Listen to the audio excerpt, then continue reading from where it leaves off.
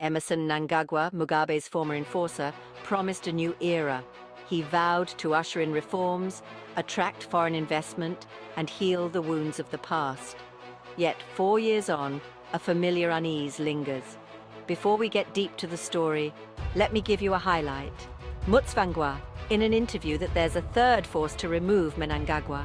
The arrest of Neville Mnangagwa is the key factor, saying there's a stick and carrot method being used, that if Mnangagwa say or expose Mnangagwa, that's when his son is released. Since Mnangagwa is a vocal person, he is assumed to expose Mnangagwa and say bad things, and expose him such that people remove him. The arrest of Neville Mnangagwa, son of Mnangagwa's close ally and war veterans leader Chris Mnangagwa, has deepened this sense of anxiety. The charges against Neville, though officially undisclosed, are widely believed to be politically motivated. This incident has ripped open the fragile veneer of unity within the ruling ZANU-PF party, exposing the deep-seated factionalism that continues to plague Zimbabwean politics. Neville Mnangagwa's arrest sent shockwaves through Zimbabwe's political landscape.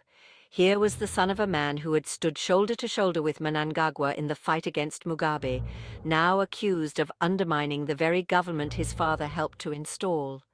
The details surrounding the arrest remain murky. Some reports suggest that Neville was involved in a physical altercation with a member of the president's family. Others point to alleged business dealings that had attracted the ire of powerful figures. Whatever the truth, the arrest was immediately interpreted by many as a calculated move by Mnangagwa to consolidate his power. By targeting the son of a close ally, Mnangagwa sent a clear message. No one is above the law, and loyalty is no guarantee of protection.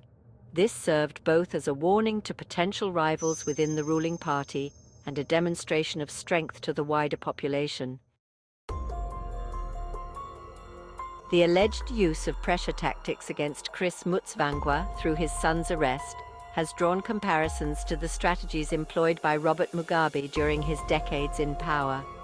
Mugabe was a master of manipulating the levers of state to reward loyalty and punish dissent.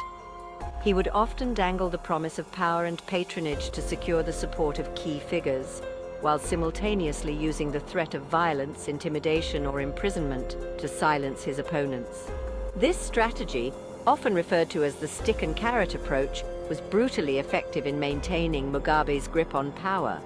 It created a climate of fear and self-censorship, where potential rivals were too afraid to challenge the status quo. Now, with the arrest of Neville Mnangagwa, many fear that Mnangagwa is resorting to the same playbook.